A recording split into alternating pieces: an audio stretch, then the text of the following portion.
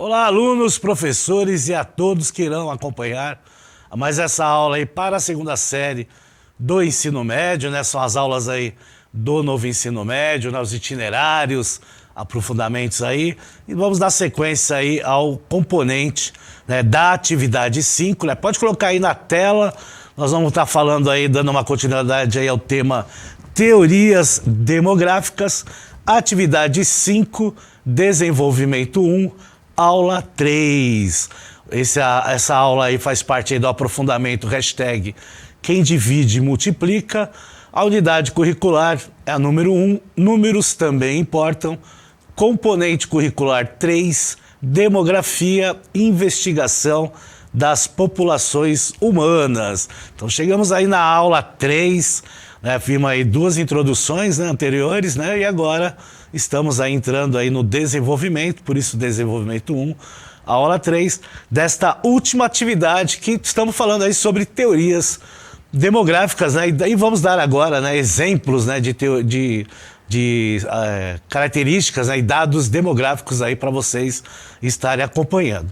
Antes, vamos ver aí as habilidades dos eixos estruturantes.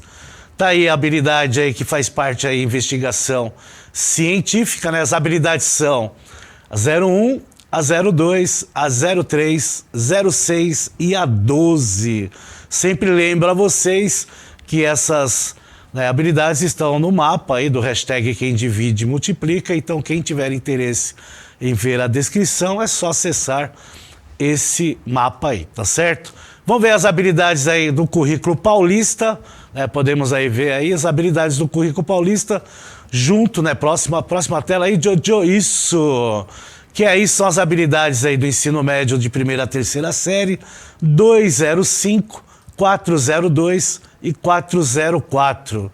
E o objetivo é compreender as teorias demográficas no contexto da sociedade, na época e as transições demográficas influenciadas pela dinâmica populacional. Então nós vimos aí nas duas aulas de introdução da atividade 5, né, as principais teorias aí, né, dessa questão aí populacional, né? Então essas teorias demográficas, né, a teoria malthusiana, neomalthusiana, teoria reformista aí, né, todas essas teorias aí foram tratadas aí nas duas aulas de introdução e agora nós vamos ver aí dados sobre aí a questão demográfica, tá certo? Mas antes, vamos ver um vídeo que fala aí sobre políticas públicas, né? O que são políticas públicas, né? Porque a gente comentou muito nessas aulas aí deste componente, né? Sobre essa questão de políticas públicas. E agora nós vamos ver um vídeo aí. Daqui a pouco nós voltamos.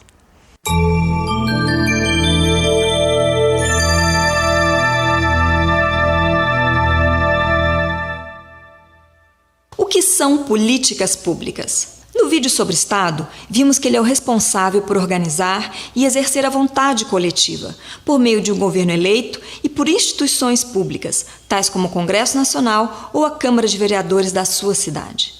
A vontade de cada um, que depois deve se constituir em vontade coletiva, é o resultado do exercício da sua cidadania.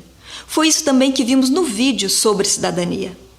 Mas como esses direitos são recebidos e vividos de forma concreta? Ou seja, como toda a sociedade pode alcançar o seu bem-estar? Esse é justamente o tema deste vídeo: políticas públicas. Vejamos como elas acontecem. A cada eleição, os partidos e os candidatos se apresentam à sociedade com uma série de propostas, reunidas nos programas partidários.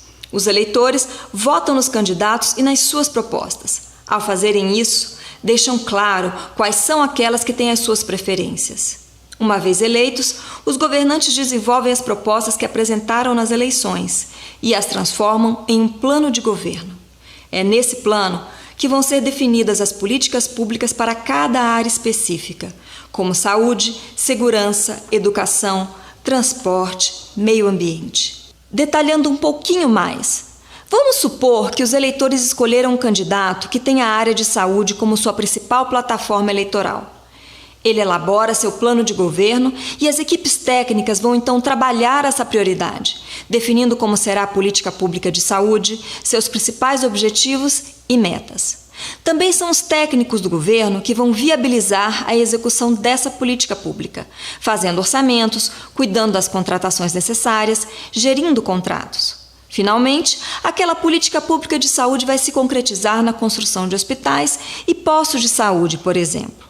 Fica claro, então, que é por meio das políticas públicas que o Estado desenvolve sua atuação. Por isso, podemos dizer que elas são um conjunto de decisões, projetos, objetivos e metas para resolver problemas em áreas específicas e garantir o melhor interesse público. Mas o trabalho não acaba com a execução dos projetos, porque depois de efetivadas, as políticas públicas ainda precisam ser avaliadas, e isso acontece em 2 níveis. A primeira avaliação é feita pelo próprio governo, verificando se o que foi concebido foi realizado, se tudo aconteceu de acordo com a lei e os procedimentos adequados, se os resultados imaginados foram produzidos. A segunda avaliação é aquela feita pela população. Os governantes têm o dever de mostrar a todos se cumpriram com aquilo que apresentaram como propostas no momento eleitoral. A população vai, então, julgar se os governantes atenderam ou não às expectativas que geraram quando se apresentaram como candidatos. Isso também faz parte do exercício da cidadania. Mas ainda devemos lembrar que os cidadãos não precisam esperar o ciclo eleitoral para exercerem essa cidadania. Hoje, eles são chamados a participar a qualquer tempo, levando suas demandas aos órgãos do Estado, principalmente por meio do Poder Legislativo, que é o órgão de representação máxima do povo e que pode mobilizar diversas instâncias para que as políticas públicas sejam executadas ou alteradas. Vamos recapitular? Políticas públicas são a forma como o governo traduz as necessidades e prioridades que os eleitores escolheram por meio de seus votos em ações práticas. Por isso, é importante que você, cidadão, conheça sobre elas e saiba como participar. Até a próxima. É isso aí. Então veja a importância aí das políticas públicas, porque são meios, né, de viabilizar, né, os investimentos nas áreas sociais na qual cada município aí necessita, né, cada estado. Né, então isso aí faz parte aí de uma ação municipal com a prefeitura, né, junto com uma ação estadual aí com, né, o governo dos estados, né, e também com o governo federal. Então, as questões aí de políticas públicas estão aí nas áreas aí de todos os meios aí políticos, né, na qual o executivo trabalha junto, né, obviamente aí com o administrativo. Então, é o executivo, né, o legislativo, né, trabalhando junto aí na administração de políticas públicas, tá certo? Bom, vamos lá para um mapa que a gente vai ver a média de crescimento anual da população entre 2020 e 2025. Então, a gente tem a legenda aqui, né, vocês vão observar aí a legenda, né, ela está mostrando aqui, né, então os que estão na cor azul, né, tem aí um crescimento anual de 2020 a 2025 de 5 a 10%, tá certo? Opa, vamos aí. E a gente vai observar que, né, boa parte desses países estão concentrados aqui no continente africano. Então, nós estamos vendo aí, na realidade, que tem ainda aí um crescimento populacional muito elevado aí no continente africano. Agora, a gente também tem alguns países, né, no continente aí da América do Sul também, né, mas são poucos, né. Agora, quando a gente observa também na Ásia, né, alguns países, né, um pouco abaixo, né, mas principalmente aí na cor verde, né, que está aumentando aí de 1 a 2%, tá certo?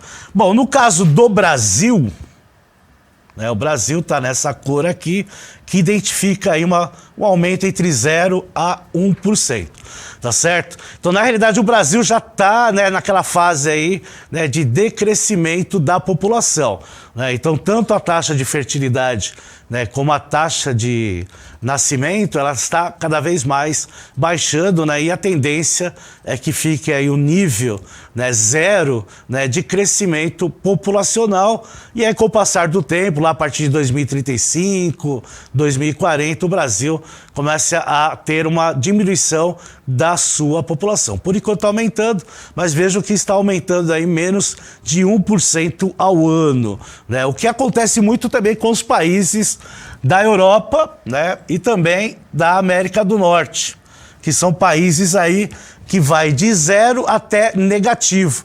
Um exemplo maior aqui é o Japão, né? O Japão também já está lá num crescimento vegetativo negativo, tá certo? Agora nós temos alguns países que ainda crescem ainda tem, né, um elevado crescimento populacional, né, e estão identificados principalmente em países com características de desenvolvimento ou emergentes.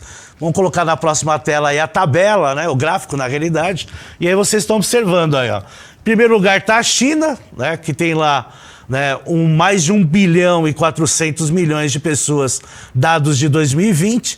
Logo em seguida, a Índia, com 1 bilhão e 380 milhões. Ambos países estão na Ásia. Tá? E aí, em terceiro, vem os Estados Unidos, com 331 milhões, né, um pouco mais. E depois vem de novo a Indonésia, que é outro país asiático, né, que está aí em quarto lugar, né, com um pouco mais de 273 milhões. Paquistão também, que é um país aí que está na Ásia. Aí vem Brasil, Nigéria, continente africano, Bangladesh, que é um continente asiático, a Rússia, né, na Europa, e o México na América Latina. Então a gente observa, né, que boa parte dos países que tem, né, que tem a maior quantidade de população estão aí no continente asiático, no continente africano e no continente da América Latina, né? A gente vai pegar só os Estados Unidos aí, que está aí na América do Norte, né, como um país aí desenvolvido, né, e a Rússia, né, como sendo aí um país europeu, né, mas é um país emergente, como é o Brasil, como é a Índia, como é a China. Então, alguns países ainda têm um elevado populacional, né, mas isso vem de anos, né? A China, por exemplo, já está caindo também, né, o crescimento vegetativo dela, né? A Índia continua, né, um patamar elevado, né? A Rússia também caiu bastante, né? E o Brasil também está caindo, então esses países podem perder posições aí daqui, né, uma década ou até 2 décadas e nem aparecer aí nessas tabelas aí quando a gente estuda essa relação de países mais populosos, que é o total aí da população desses países, tá certo? Trouxe um outro mapa para vocês que vocês já viram em aulas anteriores, mas para relembrar a densidade demográfica do mundo em 2017. Né? E o que a gente retratou na tabela, mais ou menos, é identificado aqui, né, nessa relação. Ó. No continente asiático, né, o maior potencial populacional, né, incluído também o Japão, né, com mais de 150 milhões de habitantes. Né? Então vejam, né, que a densidade demográfica se concentra nessa região, que é, né, a divisão aí de habitantes, né, pela área, né, dessas regiões. Né? A China, tudo bem que ela tem uma área muito extensa, né, então a densidade não aparece tão elevada, mas a Índia, por exemplo, né, que está aqui, ó, ela tem uma área bem menor, com uma população equivalente à população chinesa, então ela vai aparecer bem vermelho aí. E se a gente colocasse o mapa aí da população, vocês também observariam que haveria aí o que nós chamamos aí de formigueiro humano, né? Os demógrafos falam muito sobre isso, nessa questão aqui, dessa região aqui, tem uma quantidade populacional aí bem elevada, né? Se a gente for somar as duas populações aí da China, né, e da Índia, né, são aí, 2 bilhões e 800 milhões de habitantes, aí, quase aí 1/3 da população mundial, né, está somente nesses 2 países. Aí você tem Paquistão, você tem Bangladesh, então você tem esses outros países aí que também ficam nessa região aqui, então ele é denominado aí de formigueiro humano. Vamos lá para a próxima tela, que aí tem um outro gráfico aí já mostrando a questão aí da densidade demográfica, né? Então, quando você vai fazer a densidade demográfica, é só dividir aí a população total do país pela área, né? Por isso que nós falamos habitantes por quilômetro quadrado. Então, se você dividir aí 164.669.751 habitantes por 147.630 quilômetros quadrados, a gente vai ver que a densidade demográfica, né, ou seja, 1.115 pessoas vivem num quilômetro quadrado em Bangladesh, é a média. Tá? Não quer dizer que, né, seja um valor real. Vai ter regiões em Bangladesh com menos população, mas vai ter outras regiões com mais de 1.115 habitantes por quilômetro quadrado, tá certo? Voltando lá para a tabela, né, a gente vai dar aqui o exemplo do Brasil, ó. Né, em 2017, né, que é os dados que aparecem nessa tabela, 207.660.929 habitantes, para uma área de 8.515.759 km², o que gera aí 24 habitantes por quilômetro quadrado. Só que aí, logicamente, não é, né, em todo o país. Isso aí vai acontecer em regiões menos povoadas, região norte, algumas regiões do centro-oeste. Agora, as regiões litorâneas, né, onde estão lá a região nordeste, região sudeste, região sul, né, isso aí aumenta muito.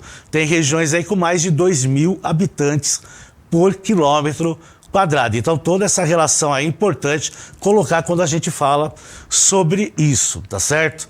E aí nós temos aqui, eu trouxe para vocês, interessante vocês verem, a densidade populacional. Então, de 1950, aí, aparece aí dados de 1950. Então, por exemplo, no continente africano, em 1950, eram 7,7 habitantes por quilômetro quadrado. Quando a gente vai para 2015, né, tá lá 2015, pula para 40,3 habitantes por quilômetro quadrado. Vejam como aumenta essa relação de 1950 para 2015 no continente africano. Isso vai ser para todos os continentes. Então vamos lá, 1950, América Central. Tá lá, ó, 15,5 habitantes por quilômetro quadrado. Quando a gente vai ver 2015, 70,4 habitantes por quilômetro quadrado. América do Norte, 1950, 9,3 habitantes por quilômetro quadrado. 2015, 19,1 habitantes por quilômetro quadrado. América do Sul, 1950, somente 6,5 habitantes por quilômetro quadrado em média. Quando vamos para 2015, nós temos aí 23,8 habitantes por quilômetro quadrado. Agora a Ásia, presta atenção na Ásia, 45,2 habitantes por quilômetro quadrado. E quando chega a 2015, 142,4 habitantes por quilômetro quadrado, como acontece também com o Caribe, né, que já era alto, né, em 1950, com 75,6 habitantes por quilômetro quadrado, indo para 191,6 habitantes por quilômetro quadrado. Já a Europa, ela já está um pouco diferente dos outros. Ela estava 24,8 habitantes por quilômetro quadrado, não aumenta muito, ó. Vai para 33,5 habitantes por quilômetro quadrado, tá certo? E aí nós temos aí a Oceania, 1950, com 1,5 habitantes por quilômetro quadrado, e nós temos aí 4,7 habitantes por quilômetro quadrado em 2015. Então vejo aí a relação bem, né, diferente aí dos continentes, né? Dando aí uma ênfase aí para o continente asiático, que aumentou bastante, e também o continente africano, que também teve aí um aumento, né, populacional através da sua densidade demográfica. E aí eu trouxe uma pirâmide etária do mundo, né, aliás, várias, né, que elas vai identificar a partir de 1970. O que é interessante retratar é vocês verem aí a base, né, que são de jovens, crianças, né, e jovens aí, tá certo? Aí vocês vão identificar aí pela quantidade, né? Uma quantidade elevada aí pela faixa etária, né, até 20 anos, tá certo? Aí vocês podem ver uma outra faixa etária se completando aí até 60 anos, que é a fase adulta. A partir daí, nós temos aí a faixa de idosos. Então vocês observem 1970, como vai diminuir essa base aqui em relação à região central na pirâmide mundial, né? E a adulta vai crescendo, os idosos vão crescendo também, gradual, menos, né, de intensidade do que da população de adultos. Então vamos lá na tela, vocês vão ver agora, vocês estão vendo lá 1970, pode colocar 1970, vamos lá para 1980. Vamos lá, 1980. Você vê como já está toda a base, né, toda a pirâmide aumenta aí, mas dando mais aprofundamento na parte central. Vamos lá para 1990, tá vendo como vai crescendo, né? E a parte de baixo, a base vai crescendo menos. Vamos lá para 2000, né? Então 2000 lá já aparece lá, né, um crescimento maior no centro, né? Principalmente na fase aí dos adultos. Pode ir para a próxima, que é 2010. Tá lá, 2010, tá vendo? E a parte de baixo, ela não cresce como cresce as outras partes aí. 2020, né? Também, ó, já, né, já aparece já em algumas faixas etárias de adulto maior do que a base onde tem jovens e crianças. Vamos lá para a parte lá de 2050, né? Acho que agora vai aparecer 2050, é isso aí, tá vendo? A última pirâmide mostra a fase, né, de idosos e de adultos bem elevado, sendo que a de adultos já está se equiparando com a de jovens e crianças, né? Isso aí é uma pirâmide média, né, do mundo, né? Então é uma pirâmide assim, né, fazendo aí uma média de todos os países do mundo. Interessante retratar isso. Aí eu trouxe a pirâmide brasileira para vocês terem uma ideia. Então tá lá, ó, pirâmide etária brasileira serve aí para nos fornecer informações importantes sobre natalidade, idade média da população, longevidade, entre outros temas. Vocês já viram essa pirâmide, né? E legal, a parte mais clara que vocês vão observar é de 2012 e a parte mais escura, dados aí de 2019. Vocês vão ver que vai chegar uma certa fase, né? Que aí em 2019, que vai ser essa fase aqui de 40 anos, que ela vai ficar maior do que em relação a 2012. Por quê? Porque a população brasileira está envelhecendo, né? As fases estão aparecendo mais ou igual, aqui no caso aí de 50 a 54 anos. Mas as outras, 2019 bem acima, né, de porcentagem aí, de tanto de homens como de mulheres. Então, a faixa etária da população brasileira, em média, está cada vez mais aumentando, né? Então o Brasil deixou de ser um país considerado um país jovem para ser um país adulto. Aí pode clicar aí de novo, vai aparecer uma outra pirâmide, aí ó. E essa pirâmide aí é a população aí de 2020, distribuída no Brasil, e a gente vê que a parte central, que está relacionada aí à parte de adultos, né, e a parte de idosos, né, que tem lá, né, as partinhas verdes lá identifica claramente, né, um aumento da população adulta e também da população idosa. Tá certo? Então a gente percebe que o Brasil deixou de ser um país jovem, né? Desde aí, né, do final do século para início do século XXI, né, e considerando aí hoje um país adulto, né? E daqui a alguns anos se tornando um país idoso, como boa parte aí dos países europeus, os Estados Unidos e o Japão, como exemplos aí para nós. Na próxima tela tem a pirâmide etária da Europa e da América Latina. Olha a diferença. A gente tem aqui, né, um avanço a partir da faixa etária dos 30 anos, né?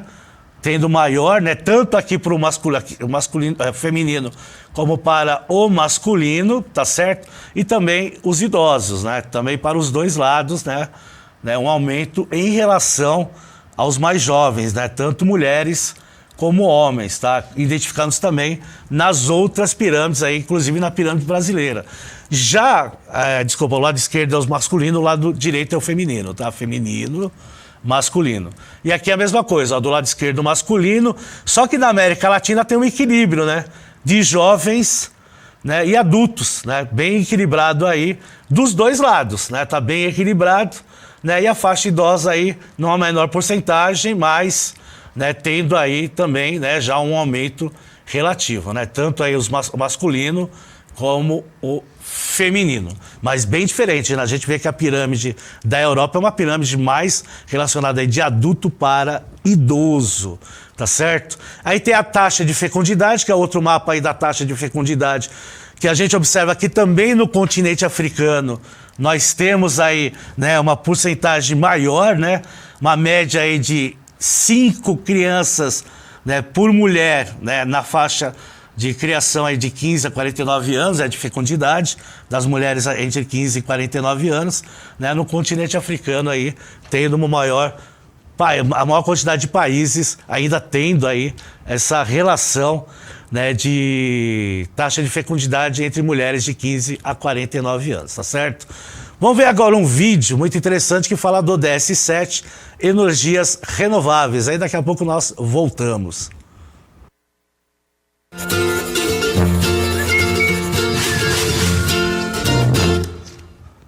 Olá, sejam bem-vindos à série especial do IBGE Explica sobre os Objetivos de Desenvolvimento Sustentável. Hoje vamos falar do Objetivo 7, Energias Renováveis. O foco do sétimo objetivo é garantir acesso à energia barata, confiável, sustentável e renovável para todos. Existem diversas fontes de energia no mundo. Pode-se gerá-la por meio da força da água, pela queima de combustíveis fósseis, por reação nuclear, pela irradiação do sol, pela força dos ventos. Mesmo você, pedalando em uma bicicleta, por exemplo, consegue gerar energia. Acontece que o mundo de hoje precisa de muita energia. Entre 1990 e 2010, 1,7 bilhão de pessoas que não tinham acesso a ela começaram a ter. Com o crescimento populacional e a demanda por maior acesso à tecnologia e conforto em curso, a necessidade de energia só tende a aumentar. Contudo, não pode ser qualquer energia. Ela tem de ser barata, confiável, sustentável e renovável para todos. Barata, pois caso contrário, ela seria inacessível para aqueles que mais precisam. Afinal, o acesso à energia é crucial para se alcançar avanços na área da saúde, educação, fornecimento de água e industrialização, entre outros.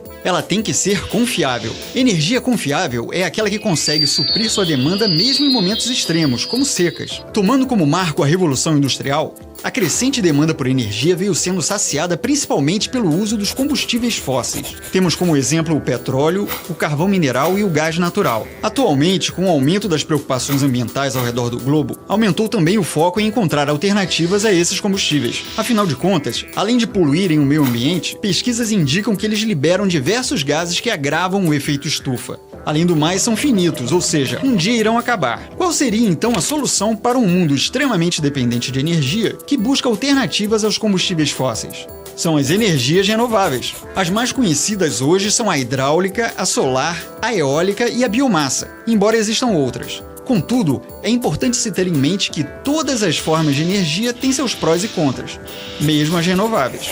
É preciso planejar com cuidado, levando em conta os custos financeiros para a implantação e de acesso, os custos causados à sociedade direta ou indiretamente e ao meio ambiente. Caso contrário, corre-se o risco de se ter energia renovável, mas não sustentável. Afinal, a sustentabilidade é um conceito que envolve as esferas econômica, social e ambiental.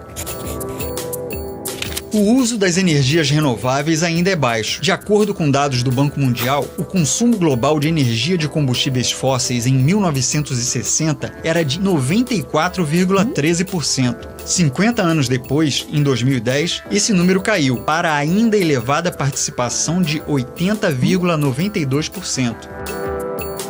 O Brasil é um país de destaque na questão energética mundial. Embora dependa majoritariamente de combustíveis fósseis, a participação de energias renováveis, segundo o Balanço Energético da Empresa de Pesquisa Energética 2017, é de 43,5%, muito acima da média mundial. Um dado curioso é que, se considerarmos apenas a geração de energia elétrica, as hidrelétricas correspondem a incríveis 68,1% no Brasil.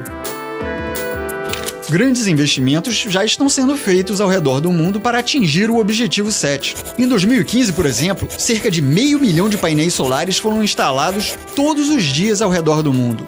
Na China, que respondeu sozinha por metade das adições em energia eólica, 2 turbinas de vento foram instaladas por hora. De 1990 até 2014, entre as energias renováveis, o destaque é para a energia solar fotovoltaica, que cresceu com uma inacreditável média anual de 46,2%. É isso aí. Ficamos por aqui. Sentindo-se energizado? Então não deixe de conferir os outros vídeos da série sobre os ODS. Até a próxima! É isso aí, a importância aí dos investimentos aí para as fontes de energia aí, alternativas renováveis, né? O que o Brasil tem bastante, mas precisa aprimorar mais e deixar aí de cada vez mais utilizar os combustíveis fósseis, certo? Bom, vamos aí para orientações para o aluno, para fechar aí essa aula aqui, a terceira aula da atividade 5, tá aí na tela para vocês. Vocês podem trabalhar com o Brainstorm, que organiza aí os estudantes em grupo e solicite que cada grupo levante uma questão problema dentro de um tema, transição demográfica e políticas públicas. Pode fazer uma pesquisa aí, aprendizagem baseada em problemas, o PBL, o que é, né, disponível aí, né, nesse link que vocês vão ter acesso. E aí também tem o De Olho na Integração, retome o vídeo História do Pensamento Econômico, o que é economia, trabalhado no componente curricular Trabalho, Política e Pensamento Econômico, atividade 3, na parte do desenvolvimento e seus questionamentos. Nesta perspectiva, propõe a seguinte reflexão: como a economia de um país interfere em sua fase de transição. Ao final da reflexão, produz um mapa mental com os estudantes. Beleza, galerinha? É isso aí, né? Obrigado aí pela aula, pela participação aí da aula de vocês aí assistindo ela. Vamos ter aí a continuação do desenvolvimento dessa última atividade, né, na próxima aula. Um forte abraço a todos e até a próxima.